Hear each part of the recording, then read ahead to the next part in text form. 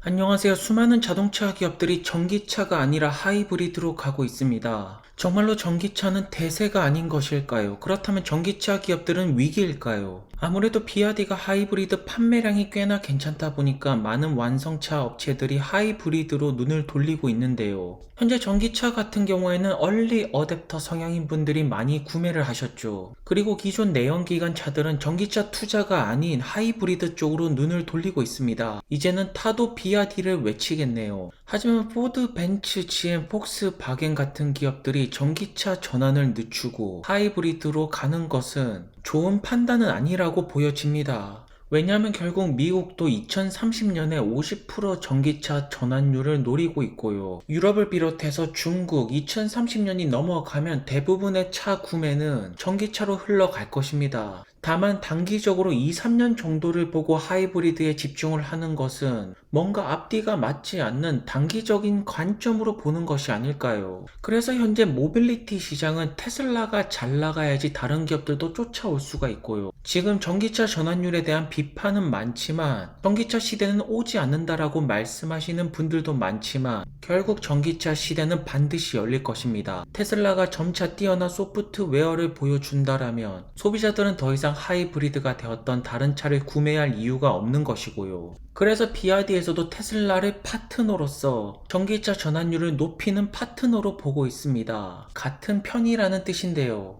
비아디에서는 테슬라에게 높은 존경의 표시를 보여주고 있죠. 이 말을 해석해 보자면 가격 인하 전쟁을 그만해달라는 것입니다. 어쨌든 비아디가 되었던 어떠한 자동차 기업들도 전기차 전환율을 높이려면 테슬라가 필수라는 뜻입니다. 테슬라가 없으면 전기차 파이 자체가 만들어지지 않고 테슬라가 없으면 전기차 시대가 오지 않았습니다. 결국 테슬라가 잘 나가야지 다른 기업들도 살아남을 수가 있다는 뜻이겠죠. 그리고 비아디에서는 테슬라를 마케팅 리더, 마케팅에 뛰어난 능력을 보여주고 있다라고 표현을 하는데요. 현재 테슬라의 최대 강점은 소비자들에게 테크 기업으로 인식을 줄 수가 있다라는 점이 아닐까요? 비아디도 인정을 합니다. 테슬라가 중국에서 성공을 했다라고. 테슬라 제외 외국 기업들은 순위에 보이지 않고 있죠. 결국 테슬라가 되었던 비아디가 되었던 내연기관차를 몰아내야 되는 것이고 벤츠, 포드와 같은 기업들이 전기차 투자를 철회하는 것은 과거로 돌아가는 것입니다. 마치 스마트폰 전환을 따라가지 못하는 기업들이 아닐까요? 그리고 테슬라는 소프트웨어 능력을 더욱더 강화하고 있습니다. 테슬라 어시스트 베타를 내놓고 있는데요. 보시는 것처럼 테슬라 어플을 통해서 궁금한 점을 답변을 하고 있습니다. 많은 분들이 기대하셨던 그록 AI 음성 보조 시스템은 아직 아니고요. 하지만 이러한 점들이 테슬라 차량을 점차 스마트카로 만들 것이고 소비자들에게 더욱더 매력적으로 다가가게 될 것인데요. 결국 테슬라가 원하는 것은 테슬라 어플을 통해서 핸드폰을 통해서 많은 것들을 이용할 수 있고 많은 서비스가 가능해지는 것. 테슬라의 최대 장점은 소프트웨어라고 볼 수가 있습니다. 이렇게 테슬라는 조금씩 자동차에 대한 고정관념을 바꾸고 있네요. 왜냐하면 테슬라가 원하는 것은 기계가 기계를 만드는 것, 여기에 최종 목표가 있는 것입니다. 그래서 테슬라 로봇 같은 경우에는 계속되는 업데이트를 보여주고 있고 많은 테슬라 팬분들을 열광시키고 있는데요. 그리고 사이버트럭 루머가 있습니다. 오스틴 공장에서 하루에 80대를 생산한다라는 소식이 나오고 있는데요. 왜 이러한 루머가 나오냐면 지금 사이버트럭 생산 대수가 늘어나는 것이 가장 중요하죠. 물론 이 정보가 정확한 것은 아니지만 많은 분들이 주목하는 이유는 사이버트럭의 대수가 늘어난다라는 것은 4680 배터리 생산이 잘 진행되고 있다라는 뜻이 아닙니까? 그만큼 중요합니다, 이것이. 현재 모델 3 RWD 같은 경우에는 CATL의 LFP 셀을 쓰고 있고 롱레인지 같은 경우에는 LG 2170 배터리 셀, 기가 네바다에서 생산되는 모델 Y 같은 경우에는 파나소닉의 2170 배터리 셀을 씁니다. 하지만 결국 테슬라의 미래는 4680 배터리가 아닙니까? 그래서 사이버트럭의 생산 대수가 크게 올라가야지 4680 배터리에 대한 긍정적인 신호를 우리가 볼 수가 있는데요. 일단 텍사스 쪽에서 사이버트럭의 생산이 늘어나고 최근에 대수가 많아지고 있는 것은 사실입니다. 그래서 올해 같은 경우에는 사이버트럭이 몇 대나 딜리버리가 될지 기대가 큰 편인데요. 확실하게 많은 헐리우드 스타를 비롯해서 사이버 트럭에 대한 관심도는 폭발을 하고 있네요. 현재 중국을 비롯해서 많은 분들의 관심사가 사이버 트럭으로 꽂혀 있는 건 역시나 사실이 아닙니까? 그리고 중고 보험 등록 대수를 보시면 7주차가 되어서 다시 한 번 더 반등세가 나오고 있습니다. 4주차에서 6주차까지 하락 곡선을 보여줬다가 7주차부터 반등세가 나왔다라는 것은 좋은 신호가 아닐까요? 그리고 모델3 새 버전 밴쿠버에서도 포착이 되고 있네요. 그래서 종합적으로 많은 내연기관차 기업들은 전기차 전환을 늦추고 하이브리드에 집중을 하고 있지만 이것은 굉장히 어리석다. 오직 단기적인 관점에 집중한 결과가 아닐까요? 하지만 테슬라 차량은 점차 컴퓨터처럼 바꾸고 있고 이것이 미래를 바꿀 거라는 것에 베팅을 하시는 분들이 결국 테슬라 주주로 남아있는 것이 아닐까 싶습니다. 새로운 미래를 제시하는 것은 기존 내연기관차가 아니라 테슬라라는 점이 명확해지고 있네요. 테슬라는 승리하고 있습니다. 하지만 기존 내연기관차에서 전기차 투자가 철회가 되면서 전기차 스타트업들은 비상 상태입니다. 지금 긴급 회의를 하고 있을 것 같은데요. 미국의 대표적인 전기차 스타트업 리비안과 루시드가 보여줬던 실적 발표는 지금 전기차 시장이 굉장히 터프해지고 있다는 뜻입니다. 앞으로 더 많은 기업들이 파산하지 않을까요? 그러면서 전기차 스타트업들의 주가 하락은 크게 나온 편이죠. 현재 루시드 같은 경우에는 목표 주가가 일제히 하락을 하고 있습니다.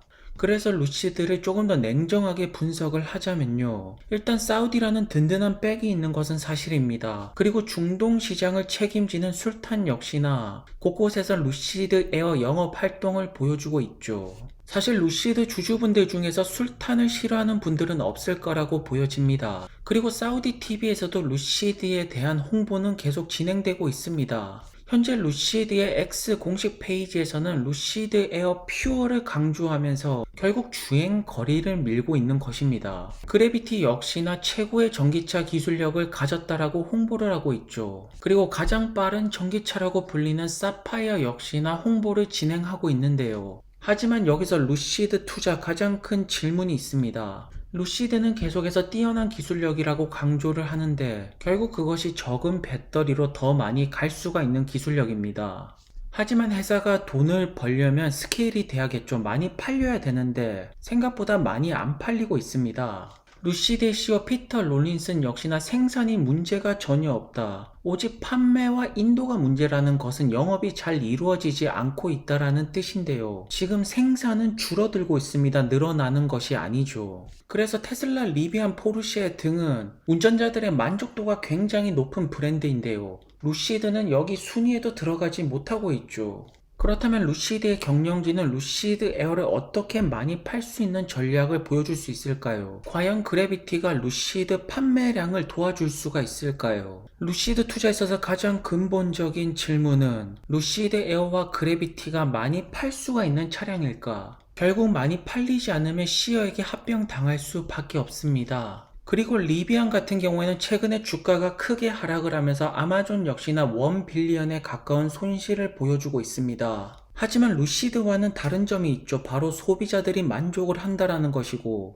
오너분들이 리비안을 굉장히 좋아합니다. 차량 만족도 1위가 바로 리비안이죠. 그리고 3월 7일날 저가형 전기차 발표가 있는데요. 우선 나온 실루엣을 본다면 아로네스 작은 버전으로 보시는 것이 맞는 것 같습니다. 2026년에 출시가 되는데 $50,000 전기차 조금 더 빠르게 나오는 것이 당연히 베스트 시나리오겠죠. 일단 기본적으로 아로네스 같은 경우에는 꽤나 크기가 큰 SUV 차량입니다. 그것도 가격이 꽤나 나가는 편이고요. 그리고 이번에 공개가 되는 R2 같은 경우에는 아로네스보다 크기가 작고 가격을 낮춘다라는 점에서 볼륨을 늘릴 수 있는 리비안을 살릴 수 있는 차량이 바로 R2가 아닐까 싶습니다. 결국 R2가 리비안의 미래라는 뜻이겠죠. 하지만 리비안의 주가가 하락했던 이유 중에 하나가 결국 나갈 돈은 더욱더 커져갈 거라는 점입니다. 스타트업 투자에 있어서 리스크가 높은 이유가 바로 이 점이죠. R2 플랫폼을 나오려면 더 많은 돈이 들어가야 되고요. 그렇다 보니까 4분기 때 잉여 현금 흐름 손실폭이 더욱더 커졌습니다. 그리고 많은 월가의 애널리스트 분들은 다운그레이드를 조정하고 있고 리비안 역시나 직원들을 축소시키고 있는데요. 결국 리비안이 차량 한 대 팔 때마다 나는 손실폭을 줄여 나가다가 4분기 때 그와 반대로 손실폭이 다시 늘어났습니다. 3만 달러에서 4만 3천 달러로 13,000달러 손실폭이 증가를 하면서 주가 하락이 정말로 크게 나왔죠. 그렇다면 스타트업 투자에서 가장 중요한 것은 역시나 숫자라고 볼 수가 있고, 리비안이 차량 한 대를 팔 때마다 손실폭을 다시 한 번 더 줄여 나갈 수만 있다라면 주가 상승은 반드시 나올 것입니다. 그리고 리비안의 미래를 바꿀 것은 역시나 R2 플랫폼, 그렇기 때문에 3월 7일날 집중해서 봐야 되지 않을까요? 결국 소비자들이 만족하는 차량을 내놓는 기업은 승리하게 되어 있습니다. 오늘도 좋은 하루 되시고요. 다음 영상에서 뵙겠습니다. 그럼 감사합니다.